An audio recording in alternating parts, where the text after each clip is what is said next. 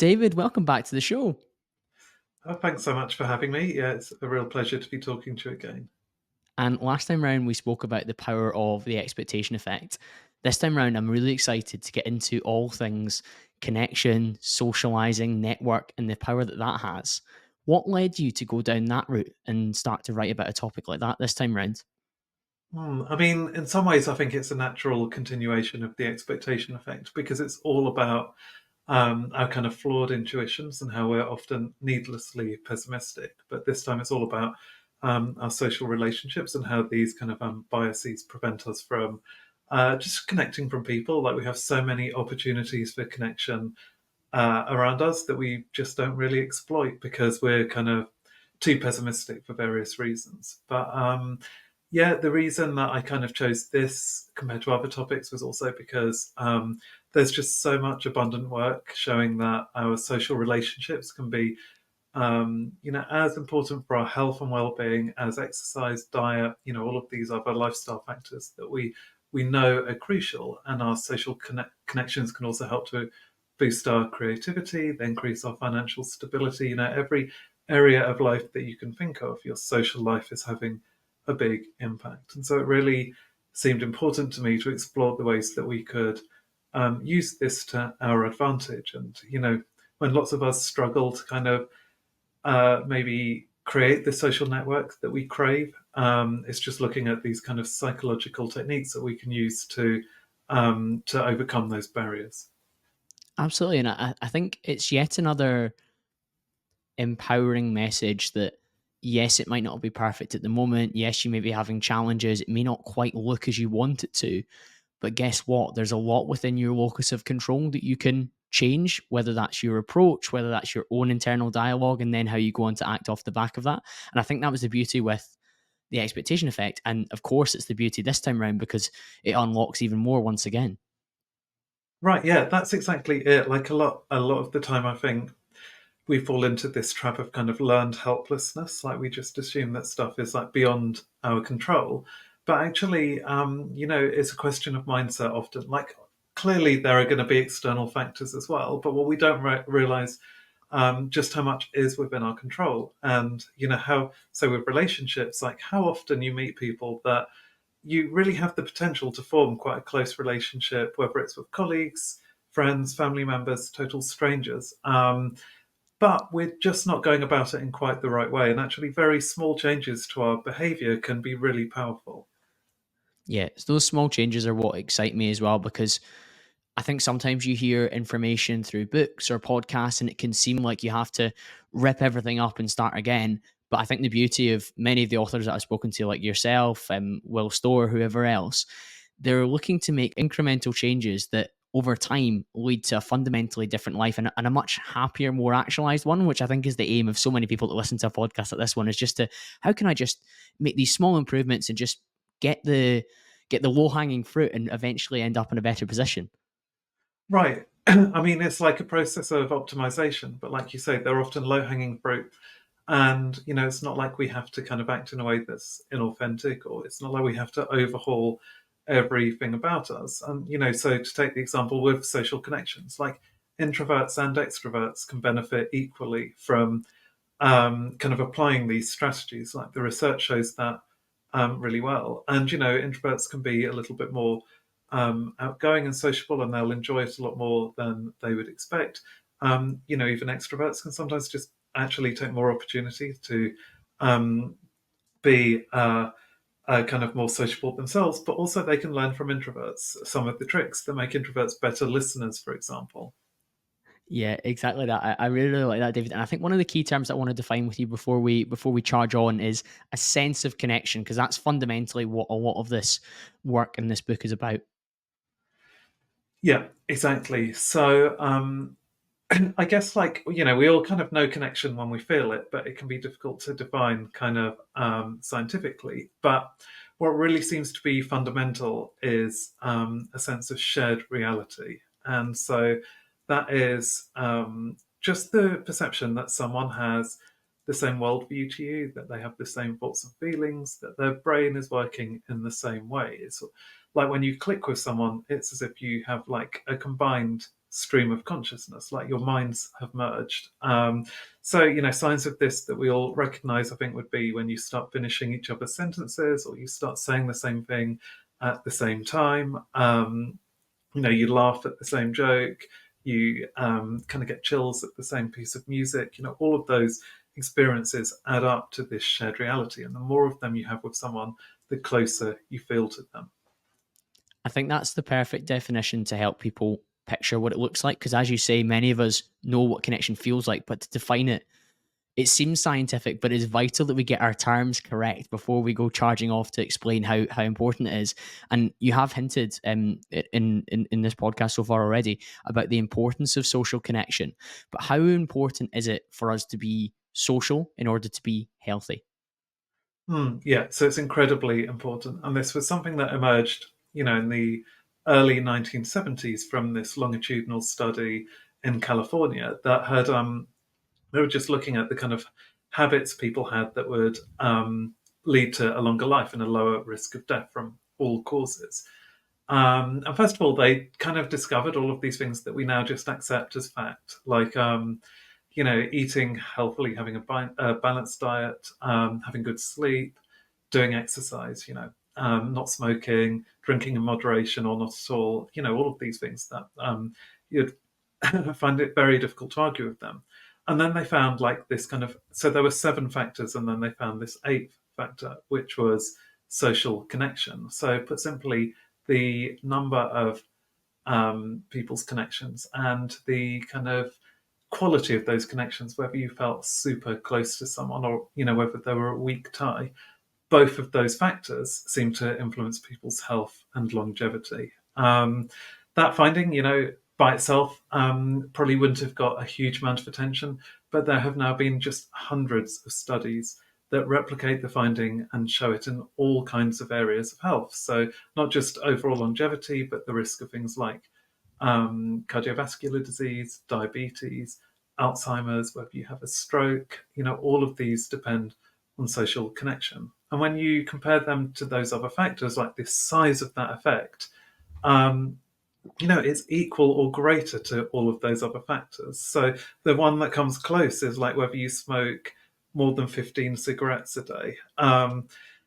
It's incredible to me that something kind of psychosocial can have the same effect as whether you're smoking. But I just can't see there's much disagreement about this, because it's just been, repeated so often, this finding, using all different kinds of measures. You look at, then you look at animal studies, you look at kind of human experiments in the lab that showed that when you kind of feel isolated, you have high blood pressure. So many streams of evidence are all pointing in the same direction. What I find interesting is that if we've understood that since the 70s and we understand it now, and books like yours are talking about it, and many online creators are speaking about how we're potentially more connected than ever before with the internet, but potentially more distant in terms of actually depth of connection as well. And I'm sure we'll get on to the role that social media has to play. What does the state of play look like in terms of how people are feeling when it comes to social connection? If we know it's important, what's the reality? Yeah, so I mean, there have been surveys showing that people do know social connection is important, but they still underestimate how important it is. So if you give them a list of all of these different kind of lifestyle factors, they put social connection at the bottom, compared to like exercise, where, actually it should be as big a priority. But yeah, I still think, we kind of have this idea that we want to be connected, but roughly 50% of people report feeling lonely very regularly. There's a huge amount of other people who might not report feeling lonely, but they still probably could have more connection than they currently have. That's probably been a perennial problem. There isn't great data over the last 100 years, but from what we can see, people have always felt lonely. Like it's not, it's not the case that we're suddenly seeing a huge increase in loneliness compared to before. But I do agree that some factors like urbanization, people kind of living alone, away from their families, spending maybe too much time engaging in technology in unhealthy ways rather than healthy ways, which we can discuss later. All of these are probably factors. But I think fundamentally what the problem had been is just we didn't know how we could go about making friends, because we have these psychological barriers. So even when you put people in an ideal situation to socialize, they maybe aren't going about it in the best way. And that's partly because they, even once they build a great rapport with someone, they still kind of feel quite pessimistic and they lack confidence, so they don't kind of maximize that and make the most of it. I think that's what I like the most about your work, David. You recognize that sometimes we do need, and I'm not going to call it an instruction manual, but guidance on how to Mm. maximize these situations. Because if I think about the schooling system, and I'm not somebody that wants just to scrap education altogether and homeschool everyone, even though there's definitely flaws in how the education system has worked and it maybe hasn't evolved as much as it is needed to for the modern world. But socializing people beyond just throwing you into a class with 20 other kids is certainly something that I think we could benefit more from. So, like, I don't want to say like a class on teaching people how to make friends properly or how to build connection, but that's potentially what it's going to come to in order to enable people to actually develop these skills, which we know are going to serve them not just in the school environment, but for years afterwards as an adult, and perhaps tackle what we are encountering and almost feeling as like a loneliness epidemic. And whether we can argue whether the data is good enough to support whether it's suddenly spiked or whether it's just gradually increased over time or whether we're roughly where we've always been, but it seems more prevalent than ever before, where people don't feel like they have that network of people to connect with and rely upon and have that back and forth with.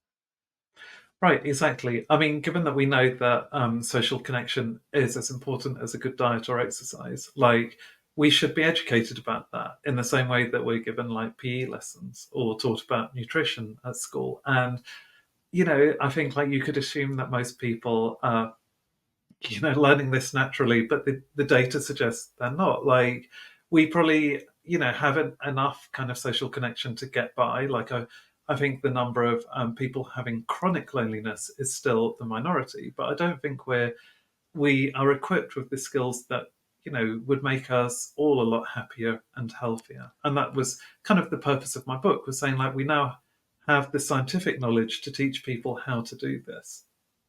Absolutely, and it was even beyond like happiness and connection as well. It was perhaps being healthier and having a longer life, as you said. But there was things like creativity that were improved. There were things like better financial outcomes, and these are all things that, as you say, we perhaps wouldn't associate with social connection. Like it doesn't immediately seem obvious that I would feel more creative and maybe have more ideas on what I want to cover on the podcast in the future or how I want to structure my sales presentations and work by having better social connection. But it is funny how a lot of good things lie downstream from one pretty fundamental improvement in our lives.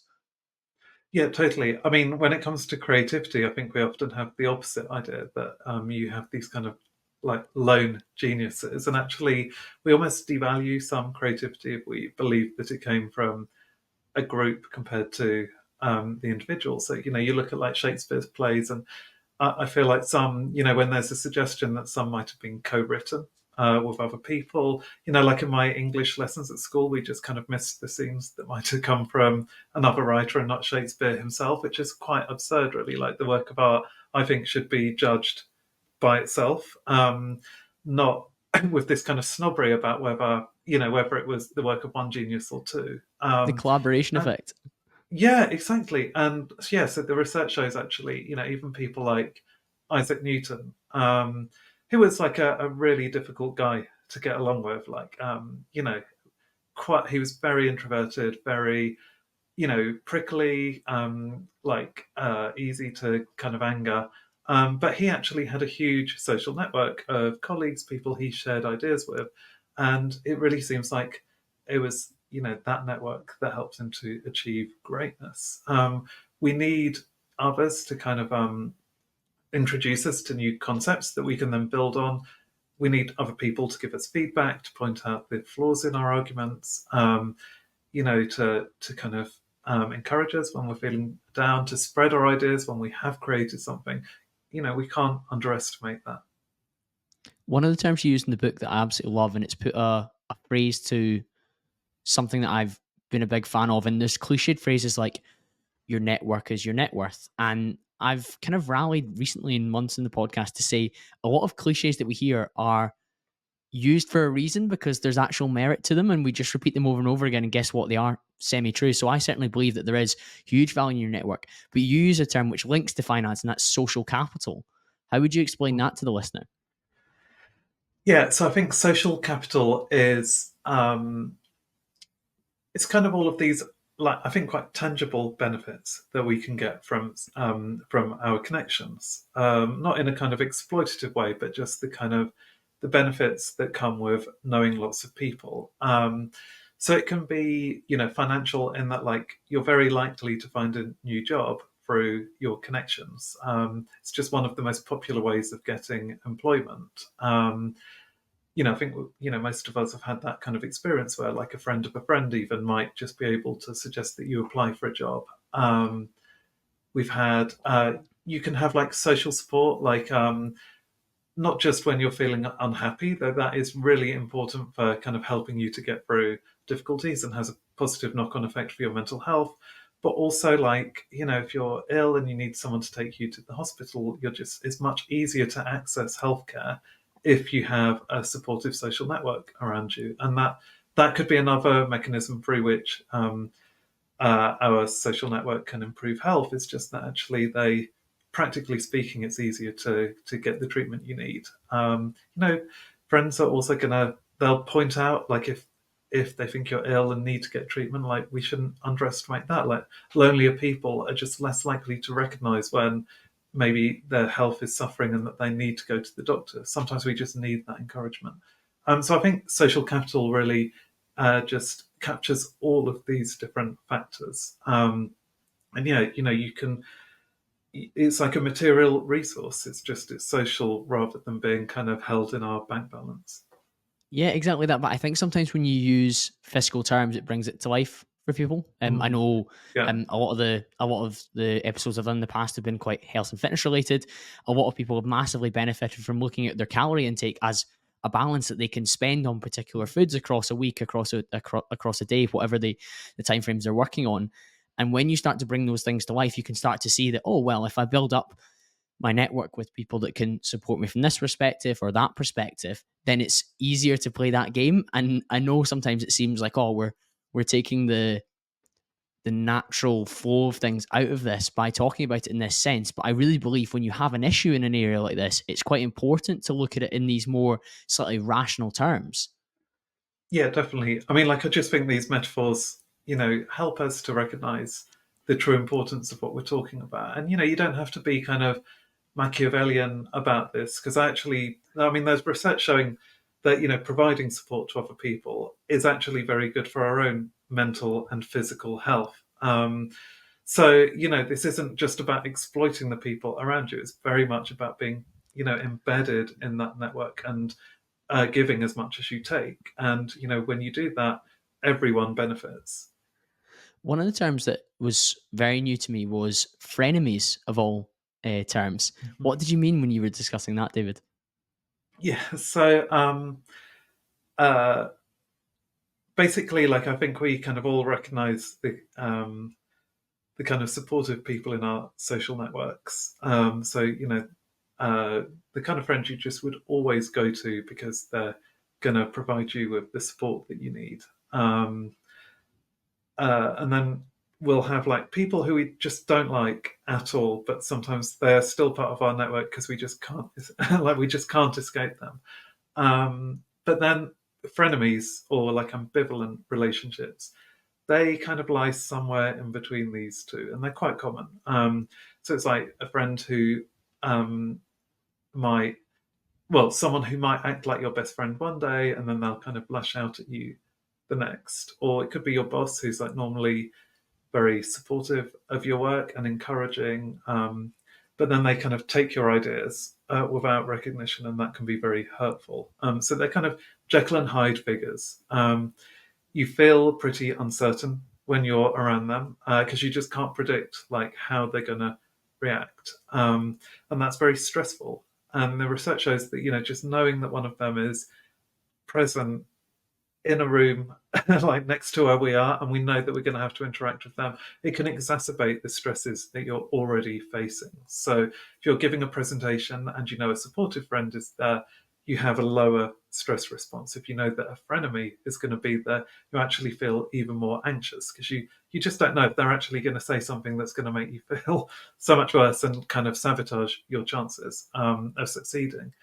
And they're really bad for our health. Like they may well be worse for our health than those aversive connections who you just can dismiss. You know, like if you have like a colleague who you just really dislike and you know they're never going to help you, like you don't have any expectations, so you You don't don't approach engage them. either. Right, exactly. But with frenemies, it's very different. I think it's a useful concept to know because we can manage our expectations when we're around these people. We can just, recognize like when we feel kind of resilient enough to speak to them, when we maybe need to avoid them. We can hold them at a bit more distance when we want to. And also, we can recognize when we might be acting like ambivalent connections ourselves, because there could be behaviors that we just don't recognize that are actually like hurting the people that we really care about. So, the things that, I think I might have done in the past is kind of turning up late to meet people, and that can, really give the signal that I'm not that bothered about the friendship, or just not getting in touch, like always expecting them to make the first move. Being a bit too busy to help them when they actually need support. All of these things that we might not have interpreted as being like frenemy behavior in the past, but it's really worth like focusing on those, because if we can be as consistent as possible, we're much more likely to be the kind of supportive, stress reducing connections rather than those stress enhancing connections. I really like what you've defined there. And one of my highest values in how I hold myself with the people that I spend time with and how I allow people to be around me is consistent. I would much rather Mm. somebody is consistently like quite nice to me than up here one day and amazing and super supportive and then completely off the grid for weeks or months at a time. I find that very difficult to be around and to build a genuine sense of connection. And that is a term that I thought about long before I read your book last month, David. I really think that the people that I am the most deeply connected to and I support and they support me are people that consistently show up on a regular basis in a way that I hope or expect them to. And that links, of course, to the expectation effect in terms of if they behave in line with the values that I expect them to, then I feel a particular way about them. If they don't, then I feel a very different way about them indeed.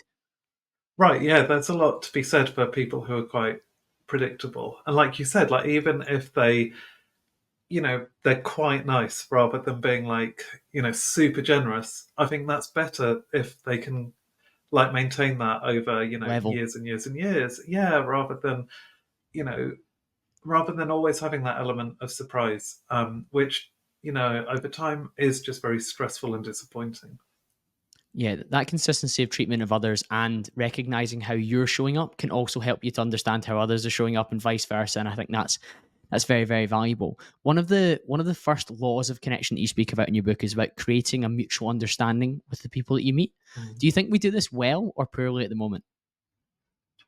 Yeah. So, I mean, basically, this is like creating that shared reality that I spoke about. So, just making it clear that you both see the world in the same way.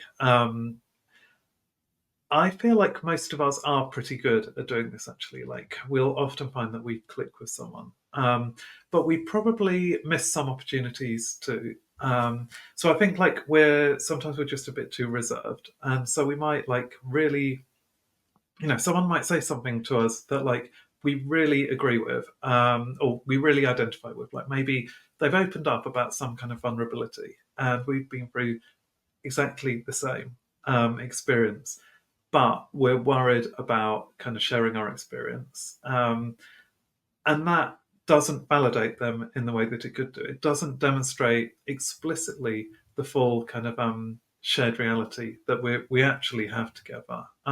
So I think just being a bit more open in that way, just a bit more careful to kind of make things explicit when we feel the same way as someone, just to actually tell them that.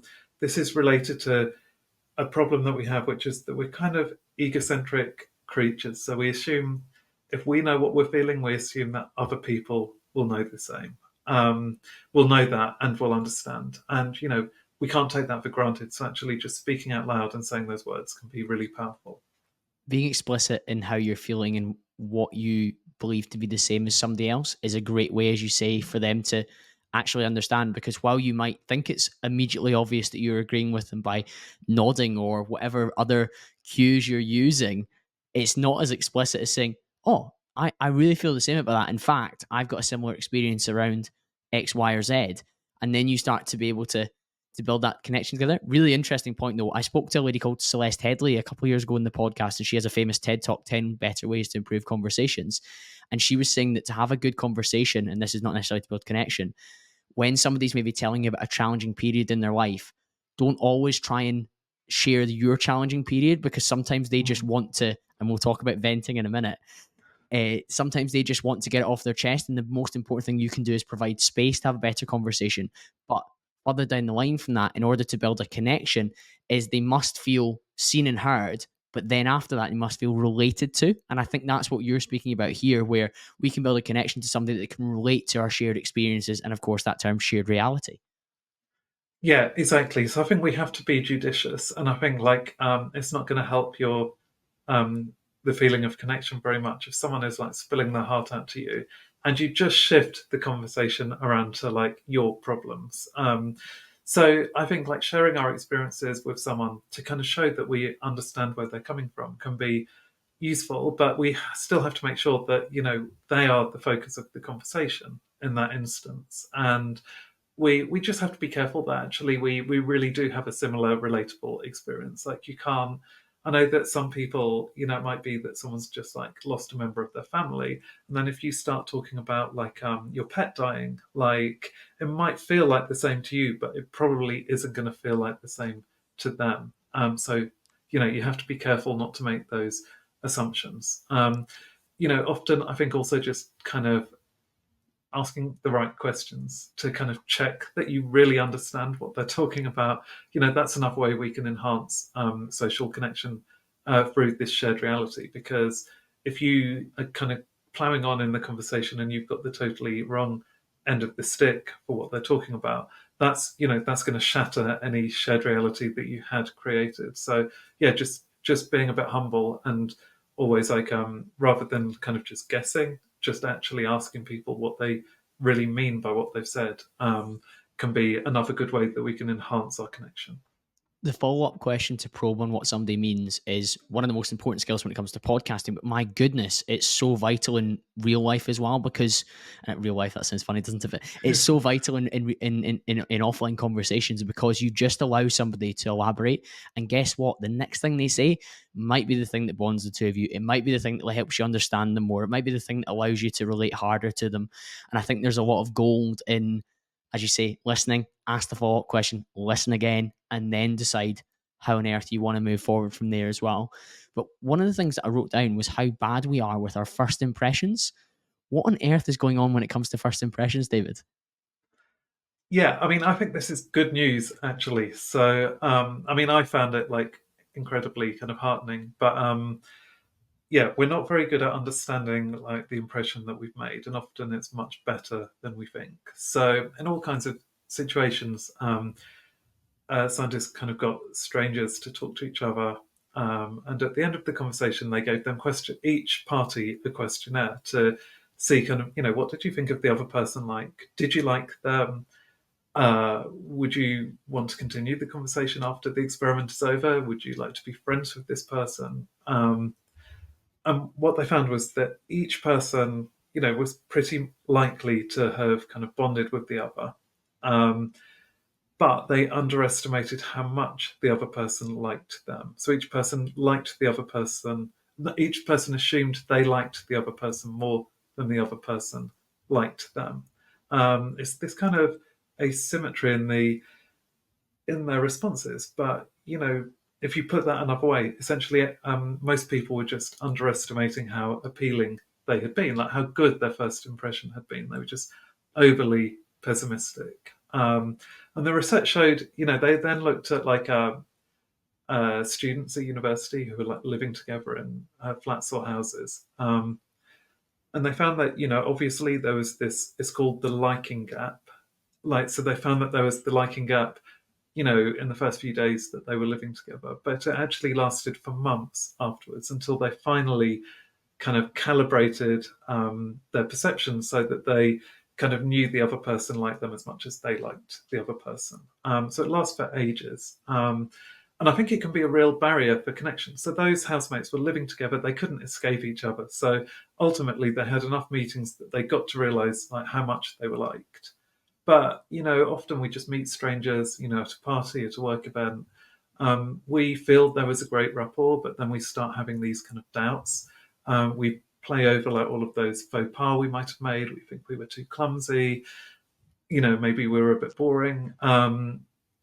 Like we assume the other person is judging us for all of these things when they're not, and then that discourages us from forming a connection in the future. Like we're going to be less likely to kind of ask that person for a collaboration, in the workplace, or to suggest a second meeting if it's like a date or just a friendship. Like, so each person can kind of go away, even though both had actually really liked each other, and both had that intention to continue the friendship. So overcoming the liking gap, I think, is just a really good way for us to immediately improve our social network.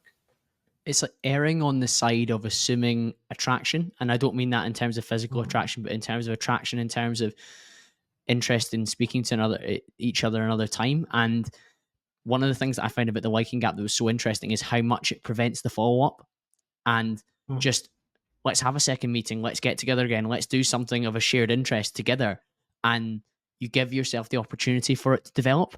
Whereas if you have that liking gap and you assume that you don't like each other or they don't like you as much as you like them, then you never ask them to do the next thing, so you never give it the opportunity. And as you say, the housemates, by their very nature of their circumstances, have enough encounters to reassure them. But if we never give ourselves future encounters, then we never even give ourselves the chance to find out.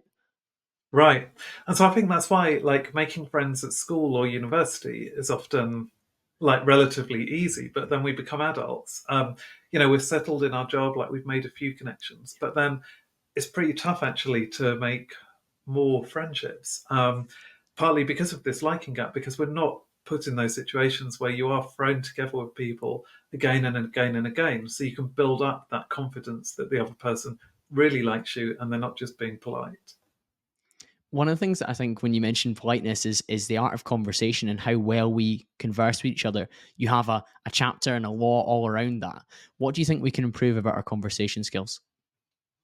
So we've mentioned one, and that is to ask those follow-up questions. So I think it's a bit of a cliche that we should ask more questions in conversation, but I think this is um, misinterpreted quite badly. Like we ask the wrong questions still. So it could be that we think those kind of icebreakers, like just saying like, "Oh, hey, how are you?" That's that's enough. Well, like they're not really going to build any deep connection. Similarly, we might do this kind of annoying habit called boomer asking, and that's like a boomerang that comes back to you. Well, our Oh, I questions would thought it was just going to be use. generational there in terms of bashing on old people's ability to ask questions. Yeah, But yeah, I think many old people are great conversationalists. Some of the networking events right. I've been at, some of the older people ask great questions. But no, we're meaning boomerang is like the Australian toy or piece of kit.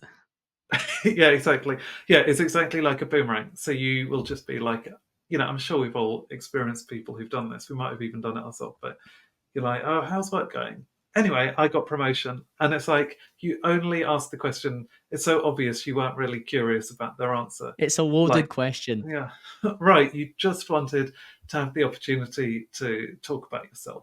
So that is not going to improve your closeness with someone. So it really is those follow-ups which show a genuine interest in the other person, trying to refine your understanding of what they're talking about. Those are the ones that are really important for connection, and you can see in speed dating events that just the sheer number of follow-up questions predicts who's going to get a second date. If you ask more compared to less, to fewer, you're about twice as likely to get a second date. So, a really easy thing that we can do to improve connection. And then like the importance of question asking, that kind of leads us to another neglected kind of strategy to improve conversation and social connection. is to engage in more self-disclosure. So a lot of our conversation is just too shallow. We're just too shy um, about kind of probing deeper into the other person or our own, like uh, kind of more profound thoughts and feelings, like what's really going on underneath. And there have been studies of this which have kind of used this experimental setup called the fast friendship procedure, which essentially is just a series of 36 questions that really push people to kind of to elaborate on how they're thinking and feeling. So whereas like in a small talk condition, they might just talk about like, what did you do at Halloween? Or, what profession do you do? When you're doing the fast friendship procedure, you would answer questions like, do you have an intuition for how you're going to die? Or if you had a crystal ball, what would you want it to tell you about your future, um, or your life at the moment? What's your greatest embarrassment, or what's your biggest mistake, and what would you do to change that? Not the kind of thing that we would normally discuss with a stranger, but actually the experiments showed that even when we're talking to completely new acquaintances, after about 45 minutes of these conversations, we feel happier than we would if we had to just do kind of shallow small talk. We feel closer to them, and in fact, according to one measure of closeness, after just this like less than an hour of speaking to these people, already they felt as close to this new acquaintance as they did to some of their older friends. So self-disclosure, like just digging deep, like asking the right questions, but also then sharing stuff about our own lives. That's such an important predictor of social connection and kind of profound, authentic friendship. I really, really like those. And interestingly, interrupting is underrated as well, isn't it, when it comes to building connection? And I think that will surprise a number of people. Yeah, totally. So I guess there's like good interruptions and bad interruptions. So bad interruptions would be the equivalent of that boomer asking, and that's just where someone's in the middle of, you know, spilling their heart out, and you're like, you just talk over them, and you just because you think you're so important that like you don't have to give them the kind of airtime in the conversation. So I'm definitely not endorsing that kind of interruption. But actually, there's loads of other reasons that we might interrupt. It could just be that we're thinking the same things as the other person. It could be that we're trying to help them out in a conversation. So if someone's kind of trailing off, they're trying to find the right words. If you're on the same wavelength as the other person, you might just be able to fill in those gaps, and that's greatly appreciated. Um, Together, I just think these forms of interruption they really underline and emphasize the shared reality that you've created. Because if you weren't thinking along the same lines, if you weren't seeing the world in the same way, you wouldn't be able to kind of interrupt and continue and repair the conversation. So if that's the kind of interruption you're doing, I don't think you should be too worried about it. And actually, shyer people might, because they're so worried about seeming impolite, they might not use this enough. So actually, if you're not socially confident, it's something that you might consider doing just a little bit more. Yeah, you're holding yourself back by never attempting to build rapport with that. And as you say, the number of times that a guest has been working towards the end of their point and I've been able to finish where they were heading, and then they've been like, oh, that was really helpful, like and then we'll be able to go further again and continue on is really, really key. And as you say, there's that whole finishing each other's sentences piece. I think that shows great connection, or even just using a word that they were maybe looking for and hoping to Yeah, get yeah. towards, and you suggest the right one, and or even if it's not the right one, if it's in the right ballpark, if it's like a synonym of, then that can be really helpful to show that you've understood what they were saying prior. And I really think that's a great way to demonstrate, one, that you were listening, but two, we're on the same wavelength of where we're heading.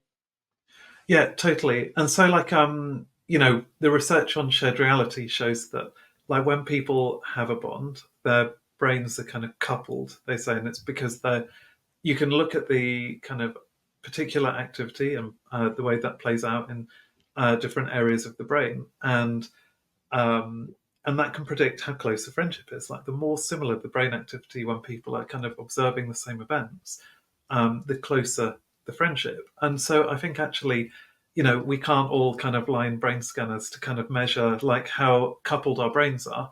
But the finishing each other's sentences, that kind of behavior is a manifestation of this neural synchrony. It's one of the cues that we can all use to work out whether someone is actually really thinking the same as us. It's really difficult to fake if you're not. But when you see it, when it's genuine, then it's that's why it's so important for clicking, because it's kind of proof that the other person really gets us and understands us. Yeah, you also mentioned that chapter around sometimes using the wrong cues to show attentiveness, so to show that you're engaged. What are some of those Yeah. wrong cues? Yeah, so I mean, this is why I think it's so important to be really explicit when we agree with someone, because um, we because we're kind of egocentric, we tend to assume that like nodding along, kind of murmuring assent, yeah, that kind of sound, like what scientists call paralinguistic cues. Like we rely too much on that to show that we're paying attention. But you can easily fake that. Like I know, like I hate to say it, but sometimes when I've been in conversations that aren't that interesting and my mind's been wandering, I've probably still been giving these paralinguistic cues. And like people realize that, like they know when you're on the receiving end of that, you kind of know that the other person might be faking. So it doesn't really cement your shared reality. Whereas actually being explicit, kind of repeating back to someone what they've just said, adding your own experience or asking a follow-up question that shows you were listening, all of these are much more attractive for the other person, and they really help to kind of solidify that shared reality. And linked to that is avoiding something that you call the novelty penalty. How do we avoid Mm. that pitfall? Yeah, this really surprised me. So the like essentially like you would expect that people would want to hear like new, fresh information rather than stuff that was already familiar. But that's not the case. There's a penalty to kind of talking about something that is unknown to the other person. So that's why it's called the novelty penalty. And it was shown in this kind of experiment where you had like groups of participants who could see each participant could see one of two videos, like YouTube videos about like the intelligence of crows or like how to make this kind of delicious ice cream. And what what the research, and then so everyone watched a different video, and then one participant had to kind of present what they had seen to the other group. So you would expect that people would like have a much more positive reception to hearing about the video they hadn't seen, because it would be quite boring to hear about something you've literally just watched. But the opposite was true. People actually preferred to hear something that was familiar. They wanted to hear about the video they'd actually just watched. I wonder if it's because it allows them to engage more deeply on it because they've watched it. Yeah, They can contribute.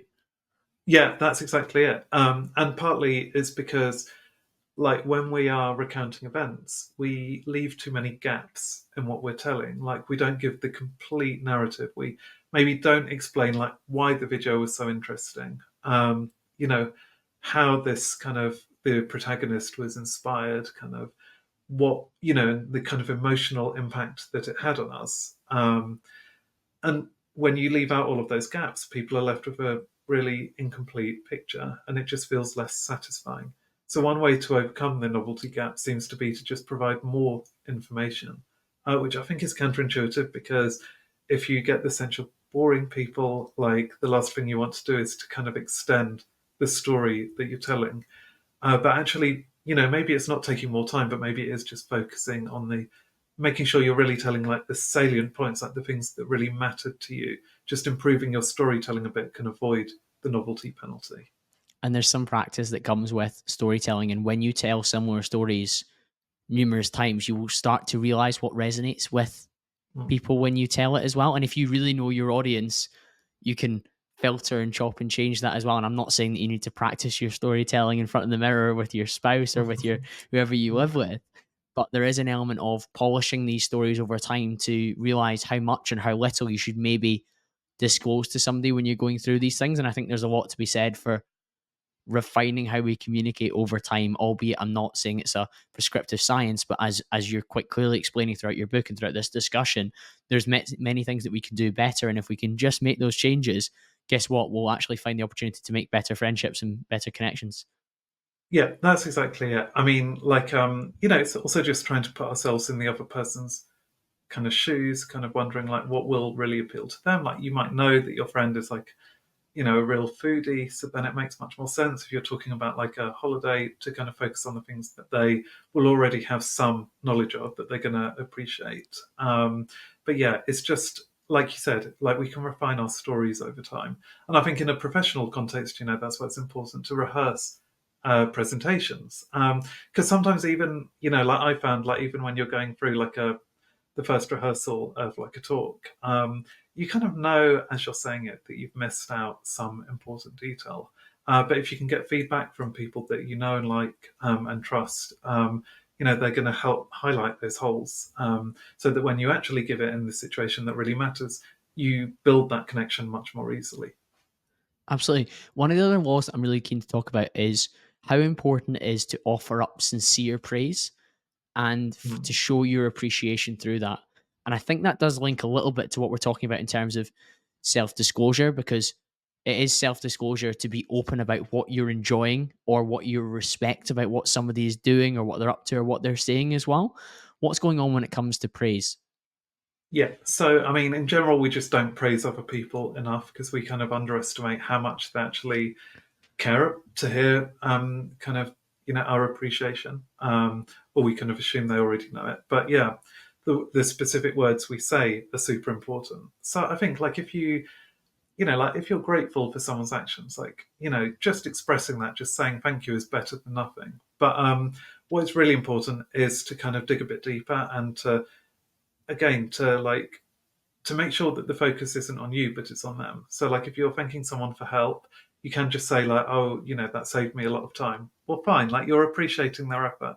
But if you're like, but it's much better to kind of show that you have recognized that it was, their creativity or their expertise or their generosity that really allowed them to help you in that way. It's just being more responsive. Like you said, it's kind of showing a bit more kind of self-disclosure in a way, to just express your emotions a bit more fully, and people really appreciate that when you do it. And it's the sincere element to it as well. I think Mm. all of us have felt false praise and it feels like nothing whatsoever as well. To Yeah. be open, I'm sure many people have heard me say this on the podcast before. If I was to go down a route with the podcast that was like almost growth hacky, and I was to speak to Mm. the kind of people that I know would do a lot of views on YouTube and maybe reach people with particular sensationalist stories, whether it's an ex gangster or somebody that I just don't really want to have a conversation with. If somebody was to message me like, loved that episode, or I saw the subscribers rise by 1,000, 2,000, 3,000, however many overnight, I wouldn't feel the same as when somebody's messaged me about the expectation effect in the conversation that we had, or to say, "Oh, I bought the Status game by Will Storr," or I love the episode with Dr. Arya where he spoke about his divorce from his wife." Like those were fundamentally conversations that I had as me, and I wasn't being a persona, and I had a genuine conversation with a guest out of curiosity. I felt I delivered the conversation well, and I allowed the guest to express themselves. That feels amazing because of the sincerity of the praise that I'm receiving and the sincerity of my actions. And there's so much to that where if instead somebody was to say, great episode, bro, fire emoji, I'd be like, okay, well, thank you, but it's not quite the same, is it? No, exactly. And I think that also comes back then to shared reality. Like when you receive that sincere praise and you know that you were being totally authentic in what you were doing too. So you weren't just kind of cynically playing for like clicks, but you were actually producing the content that you thought was really valuable. That's what brings the like two people closer together. And that's when the appreciation really matters. And so I think that's another reason why I try in my book to really discourage people from using the laws of connection to be kind of manipulative, any of those things, because it's not. For one thing, I don't think it's going to work practically in the long term. I don't think it's ethical. But more importantly, that's not really true connection. Like even if the other person doesn't, that like they're not really appreciating you, but a version of you that you've deliberately constructed. And that's not the kind of social support that's good for our health or well-being. And equally, you have a chapter discussing truth, lies, and secrets. What impact does concealment or even white lies have on our ability to connect? So you can see kind of white lies as being this kind of social lubricant. You might just think it's like essential for kind of easing over difficult situations, but actually people want to hear like the harsh truth, even if it's painful, a lot more than we expect, because it feels very paternalistic when someone you know is kind of faking praise, like you said, and then actually you find out later that there was a serious flaw in your work. Or whatever the situation is. So, like, white lies are kind of considered to be acceptable by most people when it's already quite a high stakes situation, and there's no chance for you to. So, learning the truth is going to be really painful and damaging and make matters worse, and there's no chance for you to improve or grow from it. So, the obvious example is like telling someone, like, just as they're going to walk down the aisle at their wedding, that they are wearing like a terrible suit or a terrible dress. Like, nothing good can come out of that apart from pain. But in other situations, if someone has given like a bad presentation to you and you can see ways to improve it, like people really appreciate that honesty much more than we expect. Like that being honest in those situations is going to bring you closer together and it's going to help them to improve in the future. So that's why, you know, even when like there have been situations where scientists have asked participants to act with total honesty for days on end in every interaction they'd had, um, those interactions weren't always like easy, but their well-being was still great by the end because they felt that the interactions were meaningful, that they'd helped to build connection despite some of the uncomfortable truths that they were telling. Yeah, and I think you can build so much more respect for somebody who is honest with you and says something that perhaps isn't comfortable in the moment, but has a longer delayed gratification effect of, I'm Mm, so glad that David said that to me because look what I've gone on to do and address by tackling that issue or that challenge or that slight bit of negativity that I had. I was able to have that. And further down the line within your lessons, you have that whole constructive disagreement piece, mm, which I think many of us do shy away from because we believe that if we were to disagree with somebody, then the connection would be shattered in its entirety. How can we constructively disagree on a better basis? yeah, I mean, obviously it's a huge issue with like things like political polarization, all of that. But I think it kind of does extend to kind of any clash of worldviews. And essentially, like again, we have like negative expectations going into these conversations. Like we expect they're going to be much more unpleasant than they really are, and we expect the other person is going to go into the conversation with kind of less pure motives than we are. So we might think that we really want to go into the conversation genuinely wanting to learn and understand the other person, and that probably is true. But we assume the other person, they only want to persuade us. They only want to argue and to kind of bash us over the head with facts until we agree. And that immediately like puts us on the defensive and makes us less willing to listen to the other person. So the key thing to have a constructive disagreement is for you to be really explicit about your interest in the other person and your curiosity. And that immediately lowers their defenses and means that the other person is more willing to kind of show their kind of vulnerability and their uncertainty and their willingness to understand your point of view too. Just all of these like hedging words, even just like just showing a bit of your own doubt, like I think that this is the case, or I believe, rather than just like saying, "Oh, this is the case," and you'd be stupid to disagree. Like just like slightly changing your language can be very powerful. But yeah, just asking questions, just emphasizing the fact that you care what they think rather than just wanting to persuade them. That really unlocks the conversation and just makes it much more productive.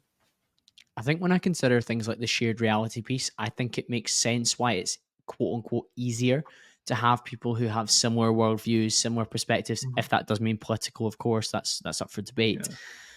But I know that the friends that have different viewpoints on particular things, I have the deepest connection and respect for them where they have been upfront about where their perspectives come from, how their worldview's been shaped. And I can see and respect that far more than somebody that maybe just nods along and thinks that I'm crazy about what I'm saying, but they haven't maybe challenged me on it in a constructive way and maybe said, oh, well, my experience has always been this. So it's new for me to hear what you're saying. Like, where does that come from? That's a much healthier position for us to be in, even if we don't go away from it thinking, oh yeah, we both agree on the way forward for whatever major issue you want to bring forward. We're far more clear on where we both come from and why there's a level of disagreement. And I think that's why, and one of the terms you use within the book is extreme views. That's why we have quite a lot of political polarization, because people feel unchallenged, or when they are challenged, it's so aggressive and abrasive that we don't ever get to some sort of equilibrium or understanding or acceptance of where somebody else comes from. Yeah, I totally agree. And I think, again, it's like the reason that like expressing curiosity is so powerfully disarming is because it emphasizes the fact that you, despite the disagreement, that you can still construct a shared reality. So your shared reality in that case can include the fact that we both know that we disagree, but we both understand each other's points of views as well, and we're both willing to kind of put in the extra work to get an even deeper understanding of those points of views. So that creates, it's maybe not the kind of shared reality you initially wanted, but it creates a new shared reality out of what you already had. And what you might find is that even if you disagree on like details, you'll still find that underneath it all there are like shared values that you can respect in each other. Absolutely. And you're one of the last laws is around reaching out to people who are missing in your life and almost building these things that you want, or these types of friendships and connections that you want.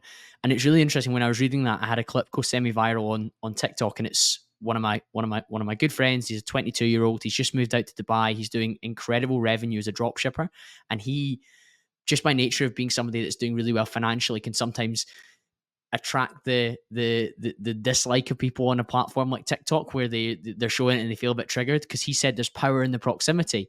Who you spend time with will really, really help you. So he spent time with people who have been generating more money. He's been spent time with people who have an online business. He moved to Dubai because he would move into that environment where doing 150K a month isn't absolutely insane. Whereas in like a small part of Glasgow, people are like, oh my God, that's wild. He needed to go and find power in the proximity. And a lot of people were commenting saying, oh, it's okay for you. You've got the finances to move to Dubai. How on earth do I find the people to be around that will help me to stretch? And that's all relative, whether it's somebody you want to be around, somebody that's maybe more into the gym or whatever else, or somebody that's more into their career, or somebody that's more into having traditional family relationships, for whether all your friends at the moment are all single and trying to chase after women promiscuously. I found it really interesting to think about how we can actually start to find those people that are missing in our circle and not feel powerless by where we are at the moment. And I love that you actually addressed that as a law within your book too. Yeah, exactly. So, I mean, I just think, like in general, that reaching out to anyone, even like a stranger you admire, is a good thing. Like we know from like you know all of the work on things like the liking gap, that actually people are generally much more open to friendship than you would realize. But also, we mustn't forget like our existing connections. So they can just kind of fall by the wayside, like people you once knew who maybe are in completely different positions, like who you haven't spoken to or seen face to face for a few years.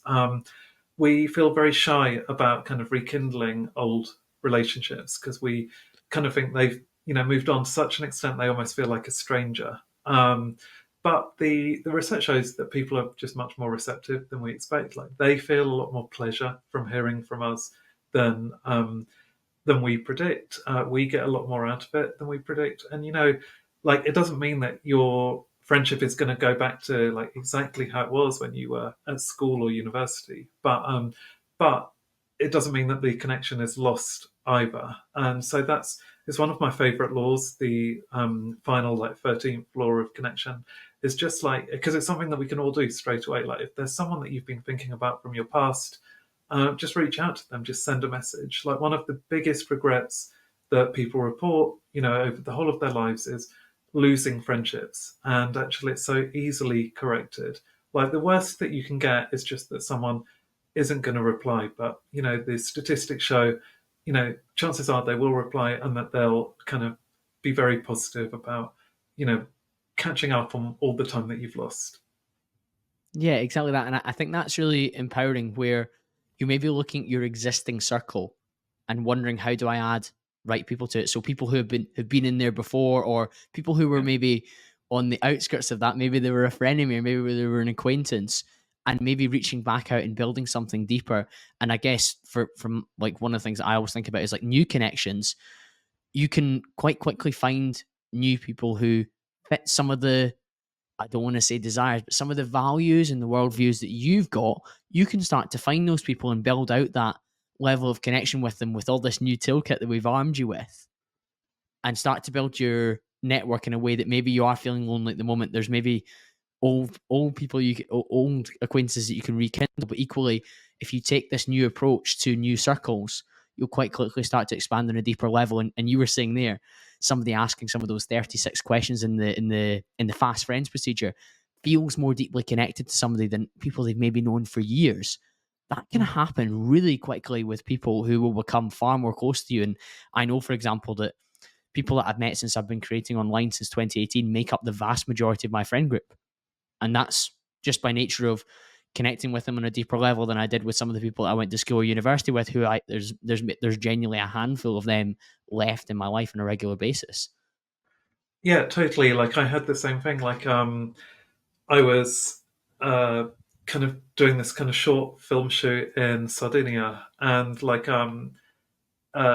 the producer Alessia, who so English is her second language, Italian is my second language, but actually we just clicked like straight away. Like it probably was within about like 45 minutes, like with the fast friendship procedure. And now she's, one of the people I'm closest to. Like we're always in touch, like, multiple times a week, even though we live like thousands of miles apart. So you really can build these close connections very quickly. And like when you were saying, like just reaching out to people, well, like that's what I love about the research on showing appreciation and giving compliments, is in that it's so easy to just send someone a message to be like, I really loved what you did. Like I loved that podcast. I loved that book you wrote. I love that new song that appeared on your YouTube page. And it's just, like maybe the connection won't go much further than that, but there's always a chance it will do. Like you might find that you have other, points of contact and like fuel for connection that you just didn't realize. But just like expressing appreciation is just a really good way to get it going. And we worry that we're going to seem clumsy, or that people think we're just being kind of too kind of flattering and unctuous. But people just often accept these words of praise for what they are. So yeah, as a way to just build your social network, just being more generous with your praise, I think, is the best thing that you can do. I really like that advice, David. And one of the final things I want to ask is, there was a big personal aspect to the expectation effect when you started to research it, when you encountered some problems, when you were taking some antidepressants and you were experiencing the side effects. What was the personal effect of all the research that you've done around the laws of connection?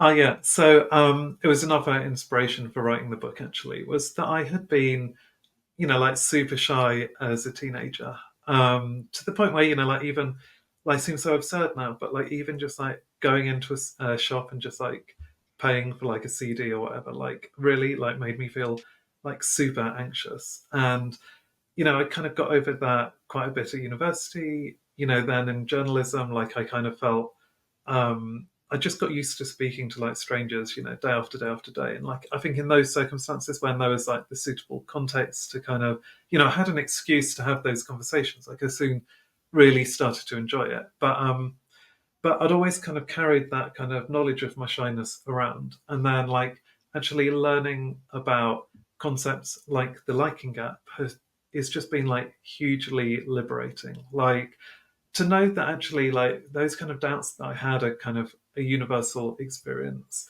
and that they're often wrong. Like we're just, to know that I'm being more pessimistic, most people are being too pessimistic about their chance to connect. Like it just it's made me feel so much more socially confident.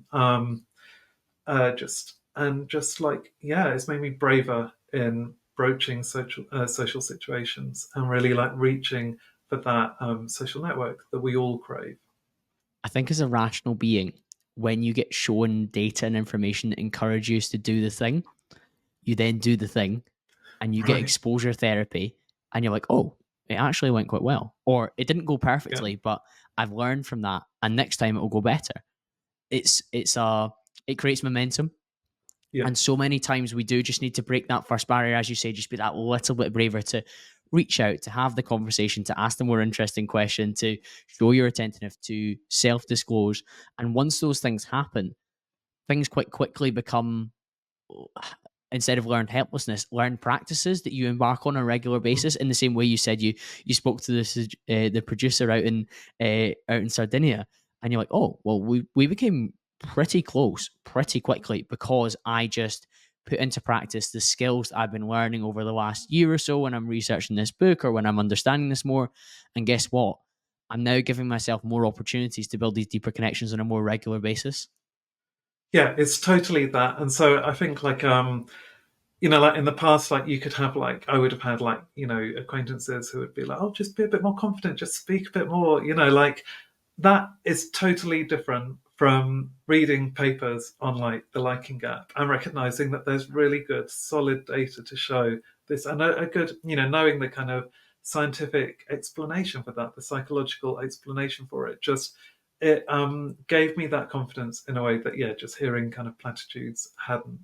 And I think what you say about practice is just so fundamental to this. And that kind of learned practice can emerge very quickly. Like we can correct these kind of pessimistic expectations and beliefs like in a matter of days. Like there was one study that used, it was kind of in the form of a scavenger hunt on an app. So people were just told like go out and talk to strangers, and here are some good reasons to talk to a stranger, like find someone who has like amazing hair or like a really cute dog in the park, or offer to carry someone's groceries if they're struggling in the supermarket.